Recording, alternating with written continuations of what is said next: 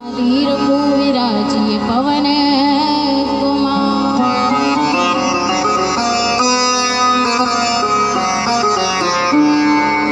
जय जय जय श्री राधा रमन, जय जय नवल किशोर, जय गोपी चित चोर प्रभु, जय जय माखन चोर।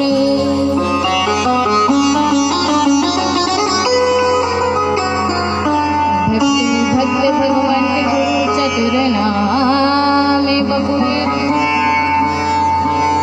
इनके पद बंधन किए नाशत विघ्न अनेक। सब द्वारन को छोड़कर मैं तो आई तिहारे द्वार। हे वृषभानु की लाडली मेरी ओर निहार,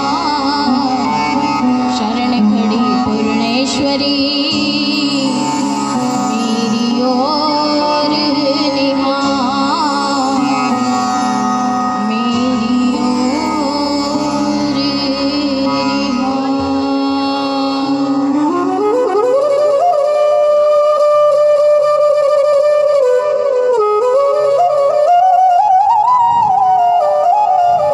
परम मंगल में परात्पर अखिलेश्वर कारण करुणावनाले भक्तवंश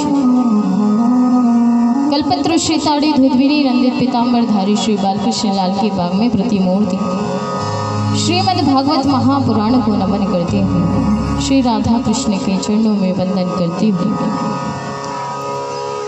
श्री दुर्गा महारानी के श्री चरणों में नमन करते हुए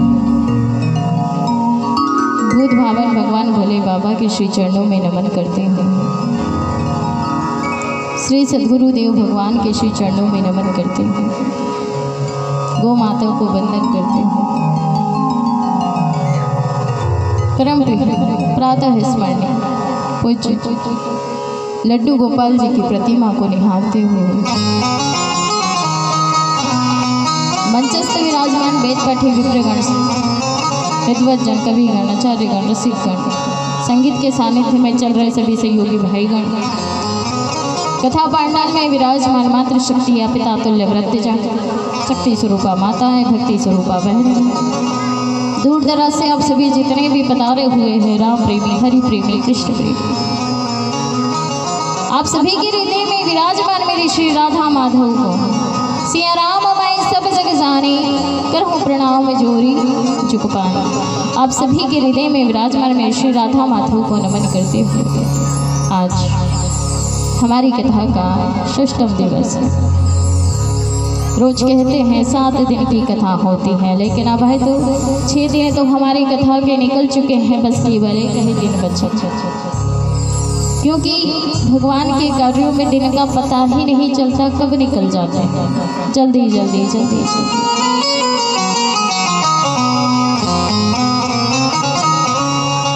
कल हम सभी ने गोवर्धन पूजा की। कथा में बड़ी सुंदर सुंदर उत्सव आते हैं, कृष्ण जन्मोत्सव, गोवर्धन लीला, और आज तो हमारे भगवान द्वारिकाधीश का विवाह हो। ऐसा लगना चाहिए कथा पांडाल में कि वाकई में शादी है आज हमारे यहाँ भगवान द्वारिकाधीश की। वो भी ऐसे छोटे मोटे व्यक्ति की नहीं है, भगवान की शादी है। तो थोड़ा उत्साह बना करके रखना, अभी से पता चले ऐसे डोल रहे हो वैसे डोल रहे हो तो ऐसे काम नहीं चलेगा। तो आज षष्ठम दिवस की कथा में प्रवेश करने से पहले आइए 2 मिनट भगवान के नाम का संकीर्तन सभी लोग बड़ी मस्ती से बोलिएगा। हाथों से ताली का सहयोग, मुख से हरि नाम संकीर्तन अपनी हस्ती को मिटाते हुए बोलो वृंदावन बिहारी लाल की जय हो।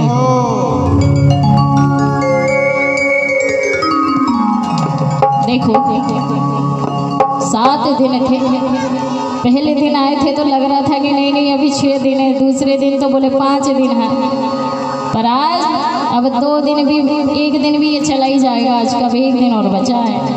तो भगवान का नाम इन 2 दिनों में आपको जितने गोते लगाना है जैसे गंगा रूपी जो ज्ञान रूपी गंगा बह रही है, इस गंगा में जितने गोते लगाना है केवल 2 दिन बचे हैं। तो सभी लोग बड़े भाव से अपनी हस्ती को मिटाते हुए बड़ी मस्ती में बोलिएगा, तो उसे ताली का सहयोग करते हुए। सांवरे रसिया से अपनी पुरानी यारी, सांवरे रसिया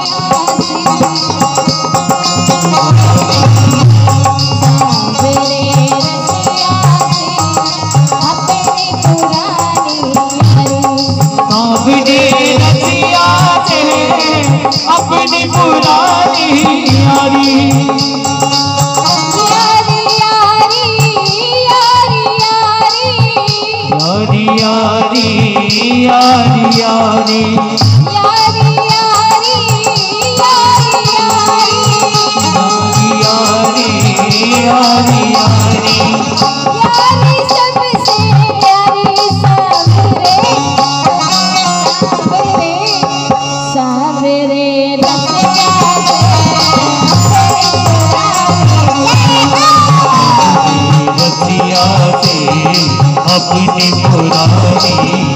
ऐसे नहीं बड़ी भाव से तालियों की सेवा करते हुए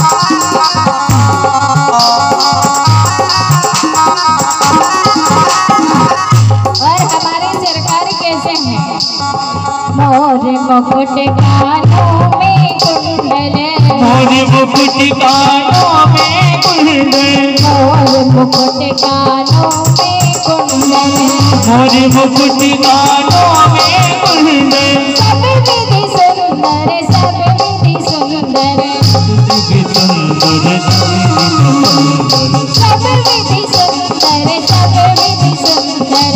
विधि सुंदर सब विधि सुंदर मोर मुकुट कानों में कुंडल मोर मुकुट कानों में कुंडल मोर मुकुट कानों में कुंडल मोर मुकुट कानों में कुंडल अखियाँ है गजरारी अखियाँ है गजरारी अखियाँ है गजरारी सावरे सावरे सावरे रतिया से अपने पुरानी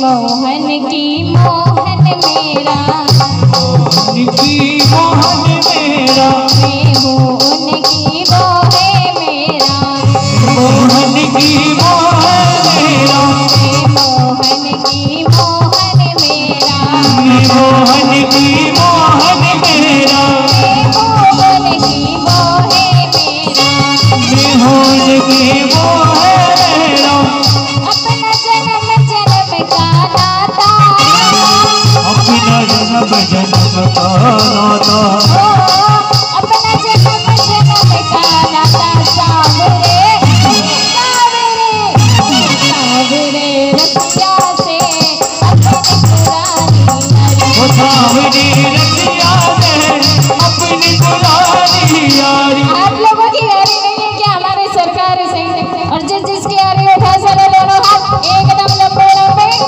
और ताली बजाते हुए बड़े भाव से क्या कहना है सावरे रतिया से अपने पुरानी यारी सावरी रतिया से अपनी पुरानी यारी सावरी रतिया से अपनी पुरानी यारी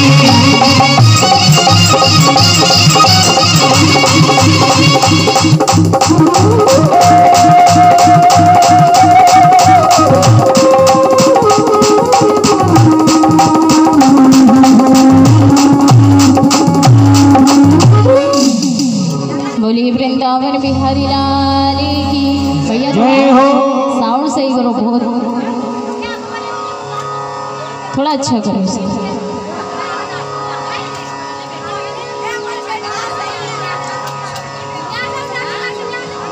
श्री राधे हरिओम श्री राधा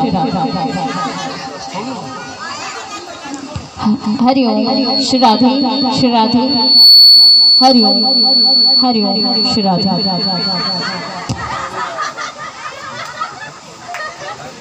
आज हमारी कथा का षष्ठम दिवस है। कल आप सभी ने कथा श्रवण की थी।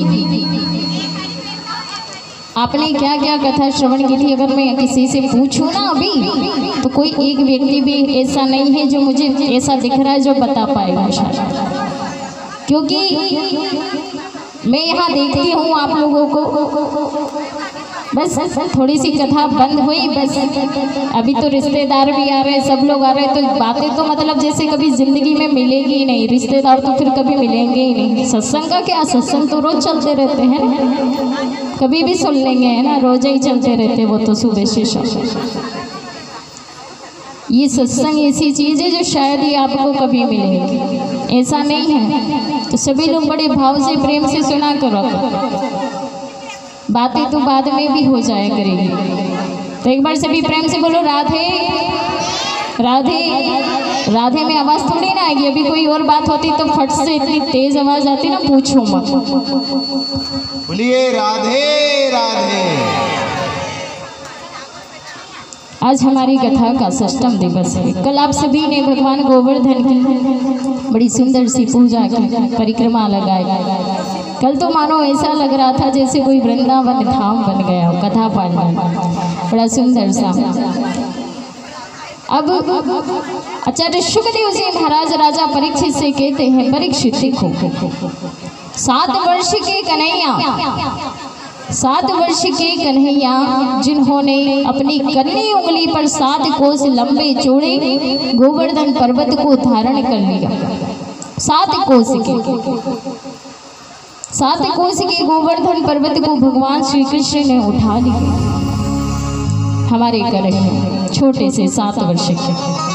अब जब इंद्र ने बारिश की तो आचार्य शुकदेव जी महाराज कहते हैं, देखिए ये कलयुग का एक विशेष प्रताप है कि यहाँ सोचने से, अगर आपने मन में पुण्य का काम सोच लिया तो उसका फल आपको तुरंत मिल जाता है, लेकिन जो पाप का फल है ना, वो तो आपको करने से ही मिलेगा। पुण्य का काम ऐसा है कि मन में सोचा तुरंत मिल गया, लेकिन पाप का कार्य ऐसा है जब आप करोगे तब आपको फल मिलेगा, क्योंकि कलयुग का विशेष प्रताप है। यह कलयुग का परम प्रताप,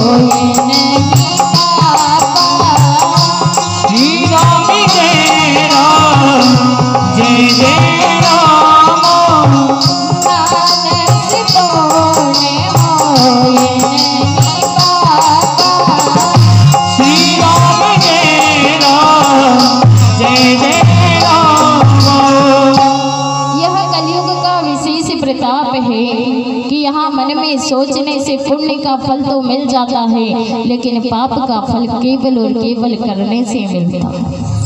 आज इंद्र ने जो पाप किया, कैसा पाप, आज जितने भी ब्रजवासी थे आज सबके ऊपर संकट आया है। इंद्र ने मेघमालाओं को आदेश दे दिया, वर्षा हो रही है। एक तरफ अगस्त ऋषि जी उस पानी को पी रहे हैं, एक तरफ सुदर्शन जी उस पानी को सुखा रहे हैं। शेषनाग आया है चारों ओर से बांध। आचार्य शुकदेव जी महाराज कहते हैं राजा परीक्षित से, देखो अगस्त ऋषि उस जल को क्यों पी रहे हैं? परीक्षित महाराज ने पूछ लिया। आचार्य शुकदेव जी महाराज कहते हैं, देखो जब त्रेता युग में मैया जानकी अपने राम जी से कहने लगे, राम जी बोले मैं किसी ऐसे संत को भोजन कराना चाहती हूँ कि जो अच्छे से भोजन करे। ये संत लोग आते हैं ठीक से भोजन नहीं करते, इसे कोई संत मेरे घर आए ताकि वो अच्छे से भोजन पाए। अब रोज कहती, राम जी ने कहा ठीक है आपकी ये भी इच्छा पूरी कर देते हैं। ध्यान लगाया, अगस्त ऋषि को कहा आज हमारे घर निमंत्रण है। अगस्त ऋषि घर आ गए। राम जी ने इशारा किया भोजन पाओ। अब जैसे ही रसोई घर के सामने अगस्त ऋषि बैठ गए, भोजन बनाने लगी मैया जानकी जी भोजन कराने लगी। लेकिन ये क्या, सुबह से शाम हो गई लेकिन अगस्त ऋषि पाए जा रहे हैं। अब अगस्त ऋषि भोजन पाने लगे तो मैया जानकी जब सुबह से शाम हो गई तो उन्होंने कहा कि ये तो ऋषि आए हैं और भोजन किए बगैर हम भेजेंगे तो ये बात अच्छी नहीं होगी। इसलिए रिद्धि सिद्धि और गणपति जी को भी आदेश दे दिया, आप भी आ जाओ, हमारी थोड़ी मदद करो। 4 दिन हो गए खाते खाते चल रहा सतत निरंतर भोजन। जब 15 दिन हो गए, 16वां दिन जब भोजन चल रहा था, मैया जानकी परेशान हो गई। मैया जानकी ने कहा कि अच्छे ऋषि महाराज को लेकर के आए। जाकर के प्रणाम करने लगी, महाराज जी प्रणाम। बोले चिर सौभाग्यवती भव। बोले महाराज जी जब आधा भोजन हो जाए तो जल पी लेना चाहिए। तो अगस्त ऋषि ने कहा हाँ हाँ आधा भोजन होगा जब हम स्वयं ही जल पी लेंगे। बोले अभी आधा भी नहीं हुआ, अभी कितना भोजन और बाकी है। राम जी से जाकर के कहने लगी ये कौन से संत ऋषि को लेकर के आ गए, ये तो भोजन करे जा रहे। अगस्त ऋषि ने राम जी की ओर देखा, राम जी ने इशारा किया बस बहुत है। अब अगस्त ऋषि ने जानकी मैया से कहा कि लाओ जल भरकर लेकर के आओ, हमारा आधा भोजन हो गया। अब जैसे ही कहा तो मैया ने कहा कि भोजन तो इतना किया, जल पता नहीं कितना पियोगे, 1-2 घड़े से तो काम नहीं चलने वाला, हमारे यहाँ जल की कोई व्यवस्था नहीं है। अब राम जी ने कहा ठीक है भाई, भोजन तो आपने कर लिया, आप तो संत हो ऋषि हो, एक काम करो कि त्रेता युग में भोजन कर लिया और ऐसी समाधि लगाओ कि द्वापर युग में आप जल पी सको। जब मैं वहां पर ब्रजवासियों की रक्षा करूंगा, इंद्र जब वहां वर्षा करेगा उस समय में आपको बुलाऊंगा, तब आप जल पी लेंगे। ऐसे संत थे पहले, एक युग में भोजन करते थे और एक समाधि ऐसी लगती थी, दूसरा युग आ जाता था, दूसरे युग में भोजन। ऐसे थोड़ी ना रोज सुबह कर लिया शाम को, ऐसे हमारी तरह भोजन नहीं करते थे पहले। कैसे अगस्त ऋषि आए हैं, उस जल को पी रहे हैं, सुदर्शन जी उस जल को सूखा। इंद्र आया, देखो तो सही ब्रज नष्ट हो गया होगा, समाप्त हो गया होगा, लेकिन ये क्या, वहां तो धूल उड़ रही है। देखा धूल उड़ रही है, वहां समझ गए कि ये तो हमारे पार ब्रह्म परमात्मा है, स्वयं निर्गुण अवतार लेकर के आया है सगुण रूप में। आकर के क्षमा मांगने लगा, भगवान मुझे क्षमा कर दो, प्रभु मुझे क्षमा कर दो। आचार्य शुकदेव जी महाराज राजा परीक्षित से कहते, परीक्षित देखो, जब ब्रह्मा जी जितने भी ग्वाल बाल मित्र सखा गैया बछड़े जो भी थे उनको ब्रह्मलोक में ले गए। कल कथा सुनी थी ना आपने कि ब्रह्मलोक में ले करके 40 मंत्रों की स्तुति की ब्रह्मा जी ने, लेकिन एक शब्द भी भगवान ब्रह्मा जी से नहीं बोले। और आज इंद्र आया, केवल 10 और 10 मंत्र की स्तुति की, जबकि पूरे ब्रजवासी को खत्म करना चाहते थे, इंद्र नष्ट करना चाहते थे, और 10 मंत्रों की स्तुति की। भगवान उनसे बोल गए और उन्हें क्षमा कर दिया। आचार्य शुकदेव जी महाराज राजा परीक्षित से कहते, परीक्षित देखो, आज ब्रह्मा जी जो ग्वाल वालों को लेकर के गए हैं, जो सखा मित्र थे उनको लेकर के गए, वो 1 वर्ष तक भगवान कन्हैया से दूर रहे, इसलिए भगवान ने उन्हें क्षमा नहीं किया। और इंद्र ने जो कर्म किया है, जो मेघमालाओं को आदेश दिया था वर्षा की थी, आज उनकी वजह से जितने भी ब्रजवासी थे वो सब भगवान श्री कृष्ण के पास आ गए, उनके समीप रहे, इसलिए 10 मंत्रों की स्तुति में इंद्र को क्षमा कर दिया। प्रेम की बात है, जहाँ प्रेम होगा वहाँ भगवान अवश्य है। ये प्रेम और एक विश्वास 2 चीज ऐसी है जो जीवन में अपनाओ, ये जीवन में हो गई 2 चीजें तो भगवान अवश्य आते हैं। हमारे कन्हैया से प्रेम करो, देखे बिन काना जब मन नहीं माना, काना को हर जगह देखो, कन्हैया को हर जगह देखो। आज इंद्र क्षमा मांग करके चले गए। सुरभि गाय आई है, आज मेरी सुरभि गाय ने मेरे गोपाल का स्नान कराया है अपने दुग्ध से। सुरभि गाय ने जब स्नान कराया दूध से तो भगवान का नाम गोविंद रख दिया। गोविंद किसे कहते हैं? गह विंदती गोविंद। वेद लक्षणा वाणी को जो संरक्षण प्रदान करे उसे गोविंद कहते हैं। आज देखो, भक्ति में बड़ी सामर्थ्य है, भक्ति में बड़ी शक्ति है। जहाँ प्रेम होगा वहाँ भक्ति होगी, और एक बात, जहाँ भक्ति होगी वहाँ ज्ञान का होना बहुत जरूरी है, क्योंकि बिना ज्ञान के भक्ति असंभव है। और भक्ति जहाँ होगी वहाँ ज्ञान का होना अति आवश्यक है। ये दोनों चीजें मतलब एक दूसरे के पूरक है। भक्ति ज्ञान के बिना नहीं हो सकती, और ज्ञान भक्ति के बिना, प्रेम के बिना नहीं आ सकता। प्रेम में बड़ी सामर्थ्य। एक भक्त था, उसका नाम था भोला। क्या नाम था? सीधा साधा होगा बेचारा, तो घर वाले ने उसका नाम रख दिया भोला। अब भोला कैसा? कोई काम धंधा नहीं करता था, बस सुबह खाता, शाम को खाता और दिन भर आराम करता था, ऐसा भोला। अब घर वाले वाली चाय लाए, अपने क्यों ना हो, काम ना करे ना तो घर वाले को पसंद नहीं आते। भोले के साथ भी ऐसा ही हुआ। भोला कोई काम वाम नहीं करता था, घर वाले ने उसे निकाल दिया। बोले जाओ, काम वाम नहीं करते हो तो यार रहने की क्या आवश्यकता, चले जाओ। एकदम मोटा ताजा भोला, सरल स्वभाव का, कुछ बोलना भी नहीं आता था। निकल गया घर से बाहर।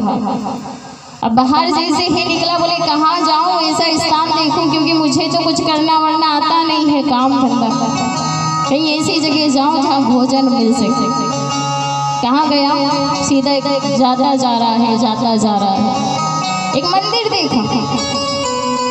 अब मंदिर में हुआ क्या कि वहाँ पे जो संत महात्मा रहते थे, अब संत महात्मा एकदम मोटे ताजे बढ़िया एकदम।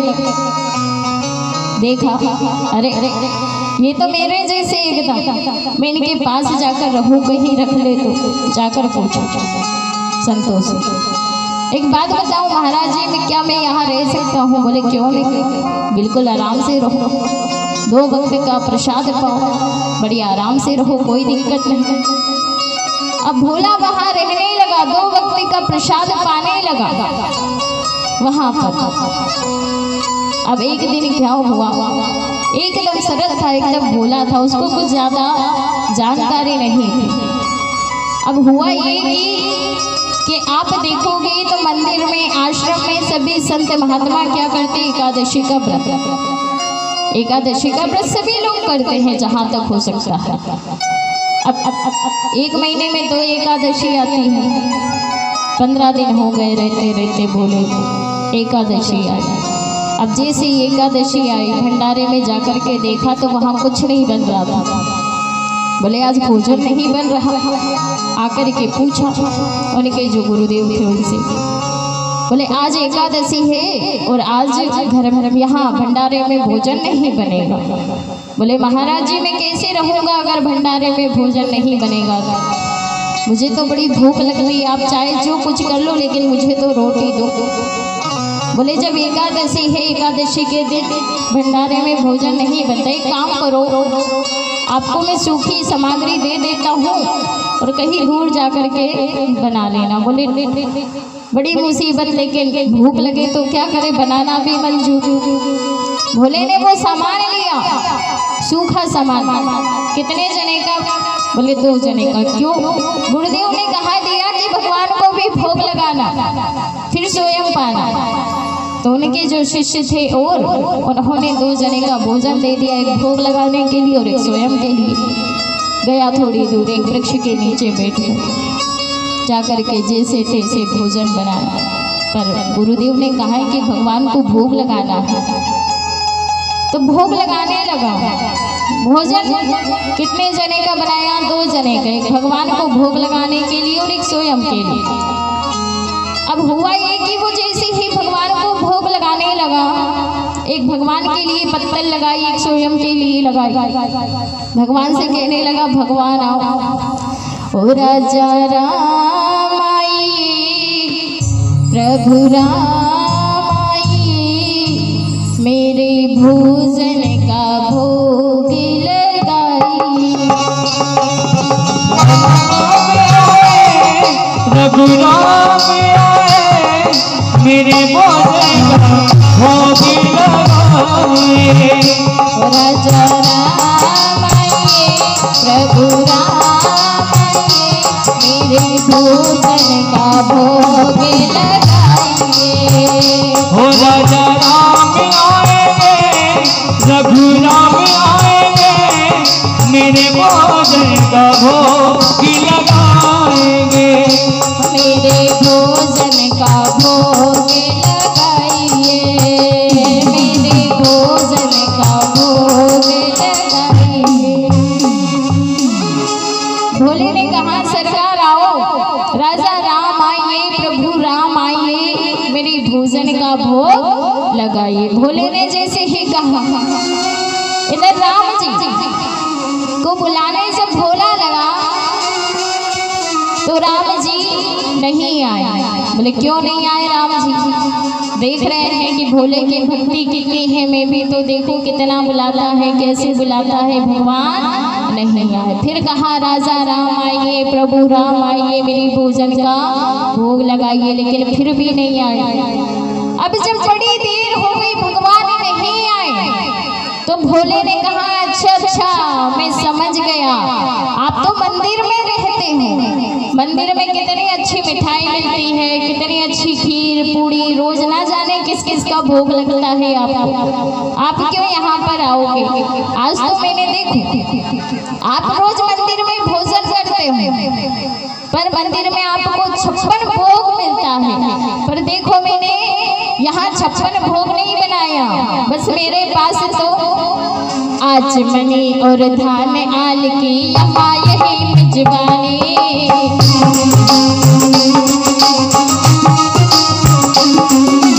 आज मनी और धान आल की यहाँ यही मिजबानी।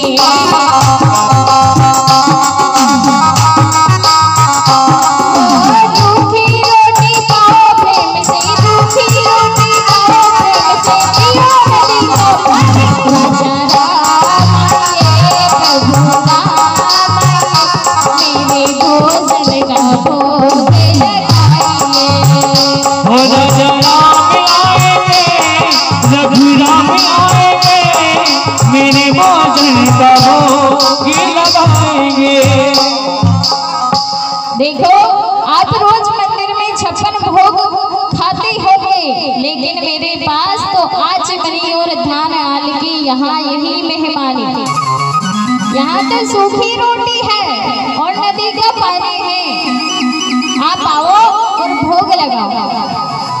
फिर भी भगवान नहीं आए, इतना कहने पर भी भगवान नहीं आए। तो भोले ने कहा, अच्छा देखो, अगर आप मंदिर के भरोसे रहोगे ना, तो आज मंदिर में एकादशी है, आज मंदिर में भी भोजन नहीं बनने वाला है, आज मंदिर में भोजन नहीं बना, तभी तो मैं यहाँ बना रहा हूँ, इसलिए तो कह रहा हूँ कि आज यहाँ आ जाइए। जो भूखे रहोगे यदि तज दोगे, भोजन रूखे सूखे।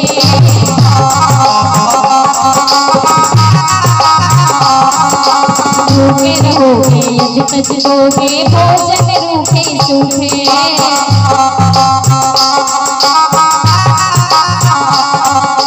एकादशी है आज मंदिर में, एकादशी है आज मंदिर में, बैठे रहोगे भूखे। राजा राम प्रभु राम, मेरे भोजन का भोग लगाइए।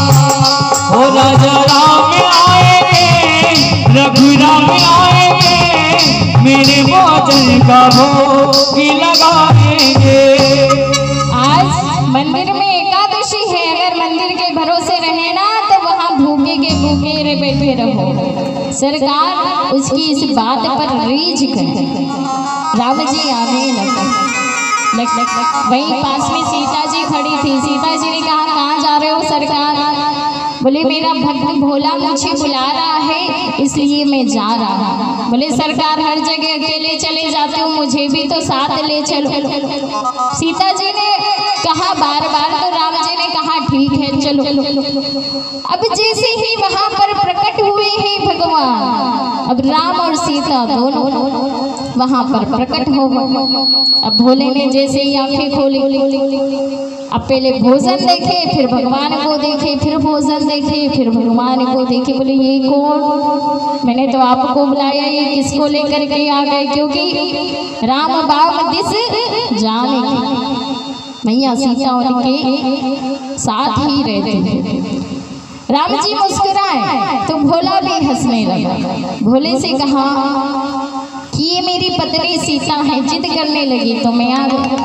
बोले सरकार ठीक है, गुरुदेव ने तो कहा था भगवान को भोग लगाना है, तो मैंने एक ही भोजन बनाया था, एक मेरा भोजन एक आपका भोजन, ठीक है कोई बात नहीं। अब सीता जी साथ में आई थी, तो जो भोला का जो भोजन बना हुआ था वो सीता जी को देना पड़ा। आज भोला भूखा रह गया। कोई बात नहीं, भगवान की छवि को देख करके उसके मन में आया ठीक है कोई बात नहीं, अब डबल सामान भी नहीं मिलने वाला है तो डबल बनाना। अब भोला आश्रम गया, फिर 15 दिन बीते। 15 दिन जैसे ही बीते, भोले ने गुरुदेव से कहा गुरुदेव वहाँ एक भगवान को बुलाओ तो 2 भगवान आते हैं, तो आप मुझे थोड़ी सामान ज्यादा दे देना। वो 3 भगवान 2 भगवान थे, एक मैं था, तो आप 3 जने का भोजन दे देना। इस बार एकादशी पे ऐसा ही हुआ, 3 जने की सूखी सामग्री लेकर के भोला आया और आकर के वहाँ भोजन बनाने लग गया। और फिर वैसे जैसे गुरुदेव ने कहा था, अब की बार कहता है राजा राम आइए, सीता राम आइए, मेरी भोजन का भोग लगाइए। जैसे ही आंख बंद करके कहा सोई वहां पे, तो अब इस बार लक्ष्मण जी भी साथ में, राम लक्ष्मण सीता तीनों ही वहां पर प्रकट हो गए। भोले ने जैसे ही आंखें खोली, पहले भोजन देखे, फिर भगवान को देखे। सरकार ये कौन? ये मेरे भैया है लक्ष्मण छोटो। सरकार कहीं से तो नहीं लग रहे कि आपके भाई हैं। बोले क्यों, क्या लग रहा है हमारे में दोनों? बोले आप तो काले काले सांवरे, ये गोरे गोरे। बोले कहीं से नहीं लग रहे कि किसी और को तो नहीं पकड़ के लेके आ गए? बोले नहीं ये मेरा ही छोटा भाई लक्ष्मण है। कोई बात नहीं सरकार आप बता के जाया करो कितने लोग आते हो, आपके चक्कर में मैं भूखा रह जाता हूँ, हर बार मुझे एकादशी करनी पड़ती है।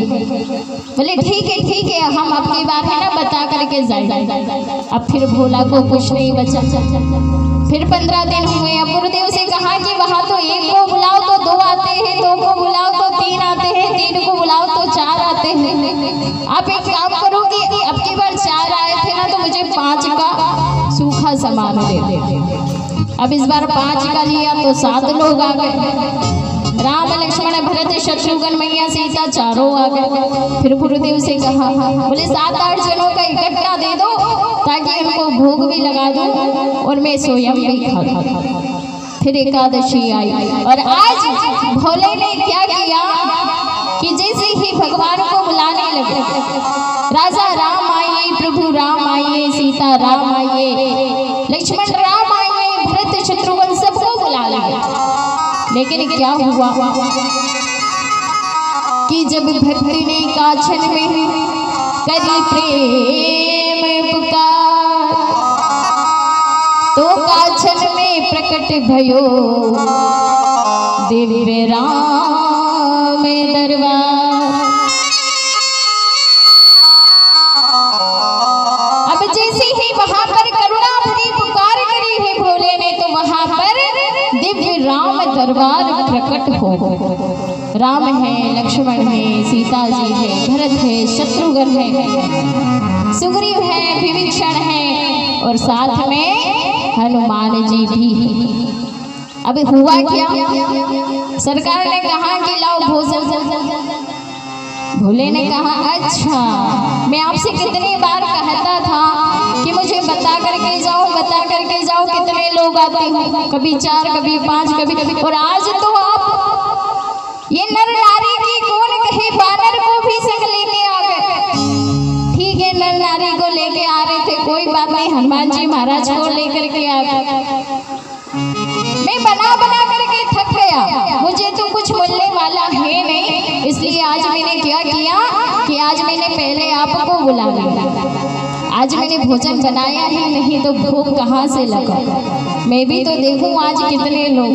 आज तो आप मौसी बनत नहीं बनाए, आप बना बहु आपने, मौसी बनत नहीं बनाए, आप नहीं तजत सुबानी आपने में कितनी समझाए, और नर नारी की कौन कहे एक बानर को भी संग लेके आए। हनुमान जी महाराज को भी लेके आ गए, बोले मुझसे नहीं बनता।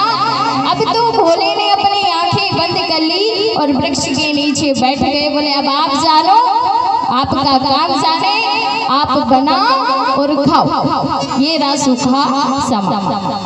राम जी ने कहा ठीक है। उसकी इस बात से भगवान रीझ गए और मैया सीता से कहने लगे, मैया सीता से कि जाओ भोजन बनाओ। मैया सीता भोजन बनाने लगी है। भरत जी लकड़ी लेकर के लाने लगे। हनुमान जी अपनी पूंछ से चोला पर अपनी पूंछ से चौका लगा रहे हैं। शत्रुघ्न जी सब्जी काट रहे हैं। सभी लोग काम पर लग गए। श्री भरत जी भंडारी बनाने लगे। श्री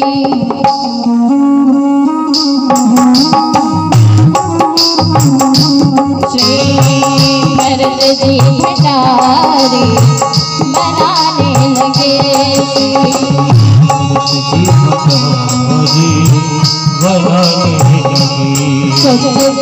लकड़ी लखन लाल लाने लगे।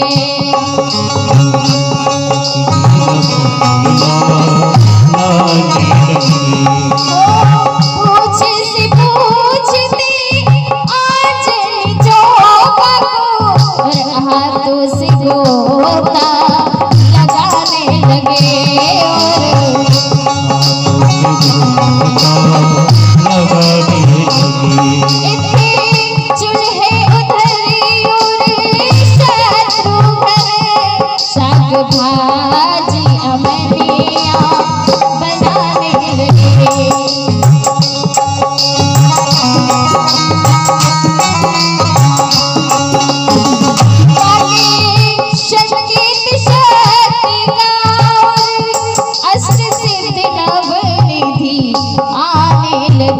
श्री भरत जी भंडारी बनाने लगे।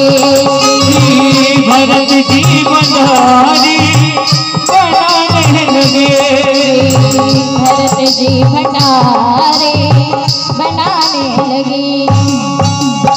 आज भरत जी भंडारे बनाने का काम कर रहे हैं। मैया सीता वहाँ पर भोजन बना रही है। सब अपने अपने काम में लग गए।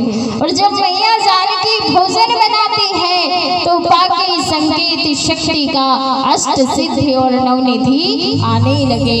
अष्ट सिद्धि आए हैं, नवनिधि आई है। वहाँ पर हजारों संत आने लगे हैं। भोला तो एकदम आंख बंद करके, अब गुरुदेव थे उनके चले कि भोला रोज हमसे सूखा सामान मांगता था, कहीं बेच तो नहीं रहा, चलो देखते हैं। तो छुप कर देख रहे थे। अब देखा कि भोला किसी से बात कर रहा है। सारी बातें सुनी और देखा तो आंख बंद करके बैठा। तो भोले ने कहा, गुरुदेव गए भोले के पास। बोले भोला आप यहाँ बैठे हो? बोले हाँ बैठे हैं।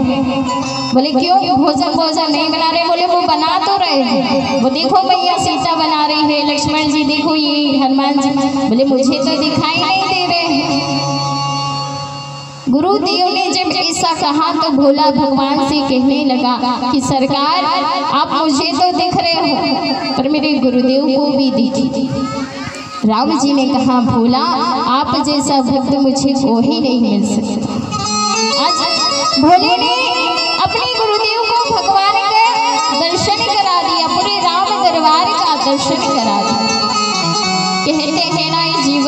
सबसे कठिन क्या है? बोले सरल होना बहुत कठिन है। जीवन में सरल होना बहुत कठिन है। भगवान किस पर परीक्षित हैं? आज केवट था, केवट का प्रेम कैसा था? केवट का प्रेम आज उन्होंने कहा कि मैं चरण पादुका धोऊंगा, चरण धोऊंगा तब कहीं जाकर के आपको पार लगाऊंगा। प्रेम ही तो था। आज शबरी मैया का प्रेम, शबरी मैया का प्रेम कैसा था? रोज आंगन बुहारती थी। आज मेरे राम आएंगे शबरी मैया। शबरी मैया जब उनका विवाह हो रहा था, छोटी सी थी। अब उनको शबरी मैया ऐसी थी कि जब उनका विवाह होने लगा, उनको पता चला कि हमारे पिताजी कुछ जानवरों को लेकर के आए और जब बारात आएगी तो बोले इनकी बलि देंगे। तो शबरी मैया ये बात सहन नहीं कर सकी। शबरी मैया वहाँ सबको छोड़ करके जंगल में आ गई, मतंग ऋषि के आश्रम में रहने लगी। मतंग ऋषि ने एक दिन कह दिया कि आपको राम जी के दर्शन हो। तो रोज रास्ता देखती थी। हमसे कोई कह देना कि आपके घर सुबह राम जी आने वाले, हम रास्ता नहीं देखते, बस सुबह देख लिया कि हाँ आए, नहीं आए। ये नहीं कि दूसरे दिन भी फिर बैठेंगे, ऐसा नहीं। भगवान उसी प्रेम को तो देखते हैं। शबरी मैया का प्रेम, ब्रजवासियों का प्रेम, गोपियों का प्रेम, भगवान ये सब देखते हैं। शबरी मैया आज झूठी बेर लाती थी, रोज झूठी बेर भगवान को खिलाया। भगवान भी बड़े चले हैं सीता जी को ढूंढते ढूंढते शबरी मैया के आश्रम। प्रेम की तो बात मैया से कहते हैं, मैया बेर खिलाओ। मैया झूठे बेर करते जा रही है कि कहीं कोई खट्टा बेर ना हो, नहीं तो पता चले कि हमारे सरकार खट्टे बेर खाए। ओ झूठे सबरी के बेर राम मांगे बेर बेर तनिक और दे।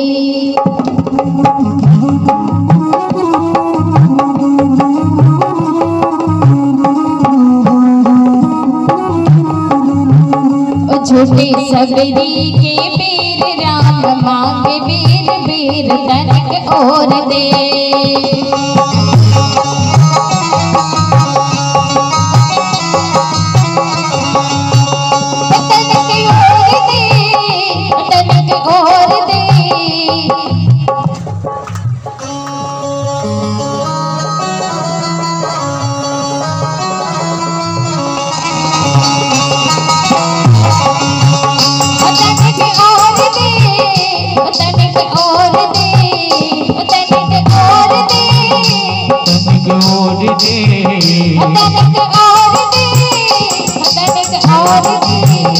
झूठे सबरी के बेर राम मांगे बेर बेर तनिक और दे।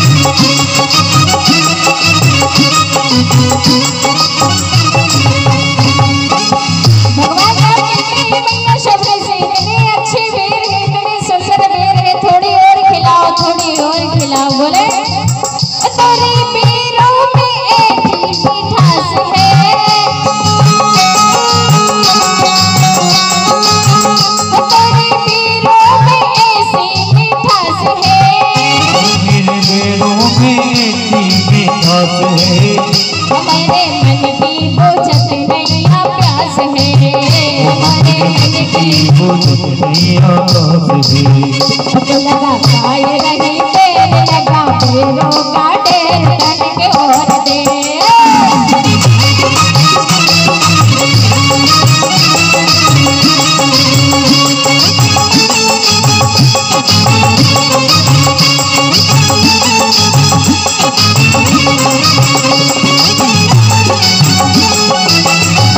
राधे राधे।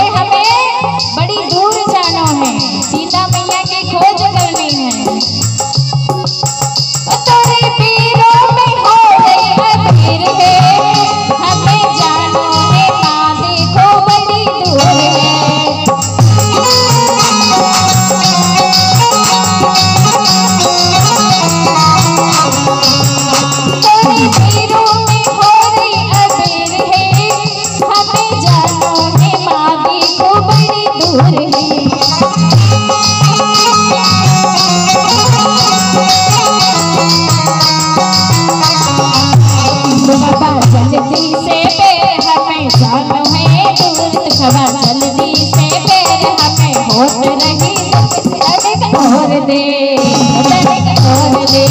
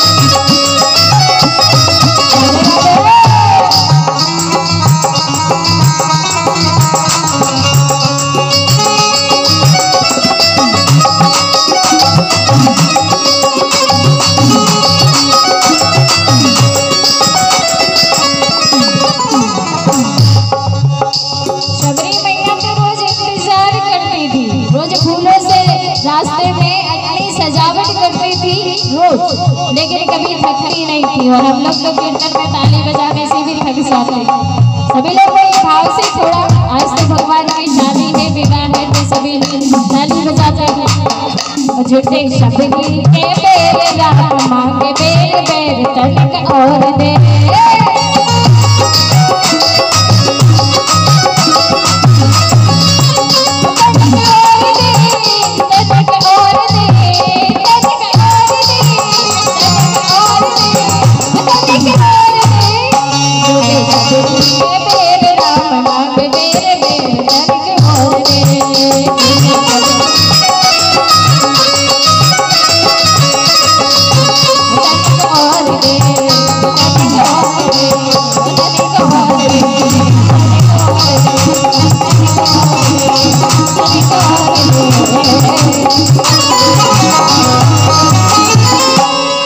बोले राजा रामचंद्र भगवान की। तो प्रेम की बात है, प्रेम जीवन में जब आने लगता है ना तो ये सारी दुनिया फिर फीकी लगने लगती है। प्रेम की तन्मयता जब हमारे मन में आती है तो एक विरह की अग्नि प्रस्फुटित होती है, लेकिन जितने भी संसार के कर्म है ना फिर उसमें जल करके दग्ध हो जाते हैं। प्रेम की बात। अब आचार्य शुकदेव जी महाराज राजा परीक्षित से कहते हैं, परीक्षित आइए इस प्रेम की चर्चा को आगे बढ़ाएं। गोवर्धन लीला से पहले प्रभु ने एक और लीला की थी। भगवान ने अपने पिता नंद बाबा को सपने में बैकुंठ का दर्शन कराया। एक दिन नंद बाबा यमुना में स्नान करने गए, लेकिन रात्रि में गए थे तो वरुण देव उनको लेकर के चले गए। वरुण लोक में जाकर के भगवान ने अपने पिता नंद बाबा को छुड़ा करके लेके आए। बड़ी सुंदर सुंदर सी भगवान ने सारे ब्रजवासियों को उपदेश किया। अब भगवान जो लीला करते हैं, आचार्य शुकदेव जी महाराज कहते हैं वो लीला है रास का प्रसंग। श्रीमद् भागवत के पंच प्राण है रास। रास का इतना सुंदर प्रसंग है, इतना सुंदर प्रसंग है रास का, बहुत है सुंदर। और जब किसी व्यक्ति के जीवन में या फिर किसी को रास करना है तो उसे नवधा भक्ति अपने जीवन में अपनानी पड़ेगी। श्रवणम कीर्तनम वैष्णव स्मरणम, ये जो नवधा भक्ति है ना ये अपने जीवन में लाना पड़ेगा। तब कहीं जाकर के हम रास कर सकते हैं, तब कहीं जाकर हम रास में शामिल हो सकते हैं। नवधा भक्ति जीवन में जब लाएंगे, नवधा भक्ति जीवन में आएगी तब हम रास के अधिकारी होंगे। और भगवान ने जिन गोपियों के साथ में रास किया है वो गोपियां कौन थे? आचार्य शुकदेव जी महाराज कहते हैं, देखो पहले तो हम ये जाने कि गोपी किसे कहते हैं।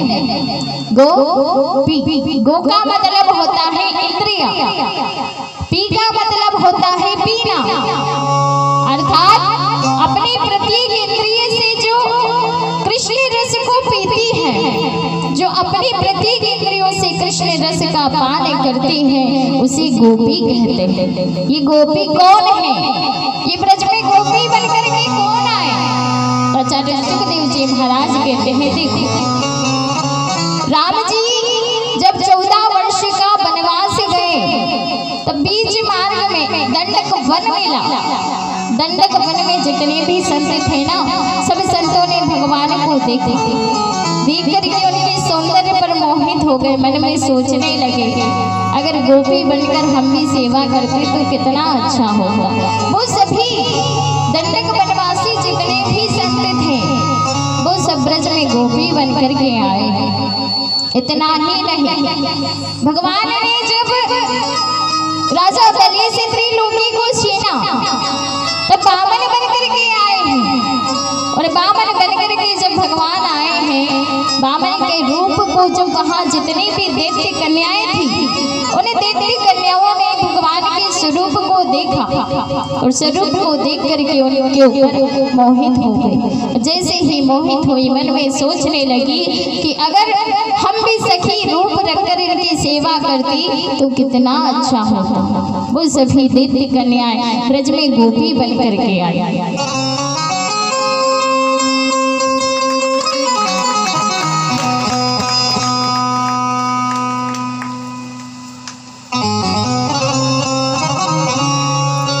आचार्य सुखदेव जी महाराज राजा परीक्षित से कहते हैं, परीक्षित वो सभी दैत्य कन्याएं ब्रज में गोपी बन करके आई। इतना ही नहीं, हमारी सरकार ने मृत्युंजय अवतार लिया था। मृत्युंजय अवतार को जितनी भी दैत्य कन्या, जितनी भी मृत्युंजय कन्याओं ने देखा बस मोहित हो गई और मन में सोचने लगी कि अगर हम भी सखी रूप रखकर इनकी सेवा करते तो कितना अच्छा होता। वो जितनी भी मृत्युंजय कन्याएं थी सभी ब्रज में गोपी बन करके आई।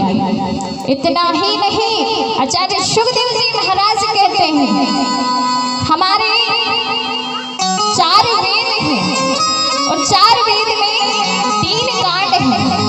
एक है उपासना कांड, एक है कर्म कांड।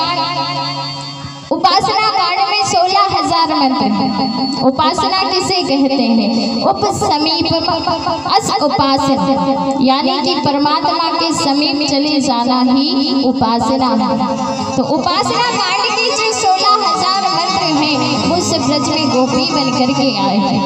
कर्म कांड में 80,000 मंत्र हैं। ज्ञान कांड में 4,000 मंत्र है। ये 3 कांड, लेकिन उपासना कांड के जो 16,000 मंत्र है उस ब्रज में गोपी बनकर के आए। ब्रज में वहाँ कोई मुनि रूपा, स्वयं सिद्धा, दैत्य कन्या, मृत्युंजय कन्या, अलग अलग इनके विभाग हैं।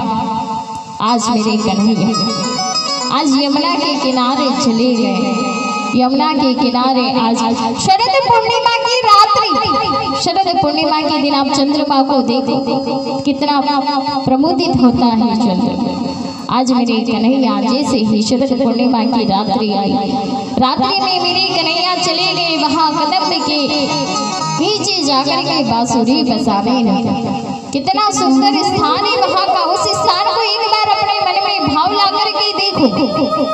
यमुना कल कल कल करके बह रही है, कदम का वृक्ष खड़ा है, हमारे कन्हैया बांसुरी बजा रहे हैं, चंद्रमा प्रमोदित हो रहा है, बालों का खिल रही है। कितना सुंदर वो स्थान है, कितना सुंदर दृश्य। मेरे कन्हैया ने जैसे ही वेणु का निनाद किया, मेरे कन्हैया ने जैसे ही वेणु का निनाद किया, जैसे ही मुरली बजाई, जितनी भी कन्याएं थी, जितनी भी वहां पे ब्रजंगनाएं थी, सबको ऐसा लगने लगा कि मानो कन्हैया मुरली में हमारा नाम पुकार रहे हैं। ऐसा सबको लगने लगा।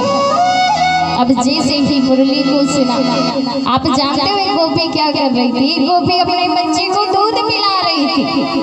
जैसे ही मुरली को सुना, उसे ऐसा लगा कि मानो कन्हैया मेरे नाम को पुकार रहे हैं। उस बच्चे को वहीं जमीन पर पटक दिया और दौड़ पड़ी कृष्ण से मिलने के लिए। एक गोपी गाय को दुह रही थी। जैसे ही सुना मुरली की तान, जैसे ही सुनी, उसे ऐसा लगा कि मानो कन्हैया हमारे नाम को पुकार रहे हैं।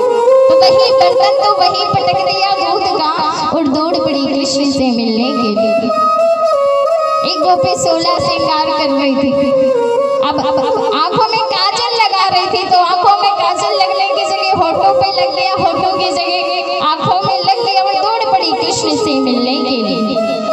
किसी ने फारिया ओढ़ लिया तो कोई लहंगा कौन सा पहन रही है, कोई सा, मतलब सारी ब्रजंगनाओं को ऐसा लगा मानो भगवान मुरली में हमारा नाम ले रहे, हमें बुला रहे हैं। एक गोपी, उसके घरवाले ने उसे नहीं जाने दिया, ताला लगा दिया, कमरे में रोक दिया।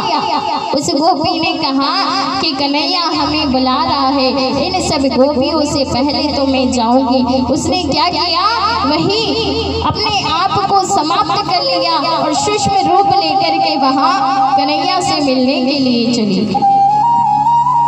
भगवान कन्हैया आज शरद पूर्णिमा की रात्रि ऐसा वेणु का निनाद किया है, मानो सारी गोपियों को ऐसा लगा कि कन्हैया मुरली बजा करके हमें बुला रहे हैं।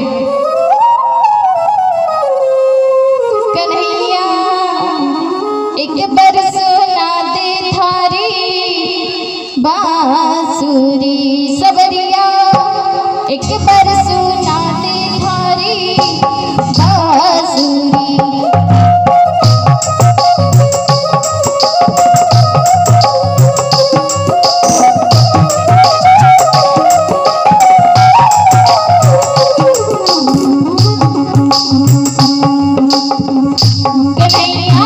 एक बरस नाते थारी बांसुरी सबरिया, एक बरस नाते थारी बांसुरी बांसुरी बांसुरी बांसुरी।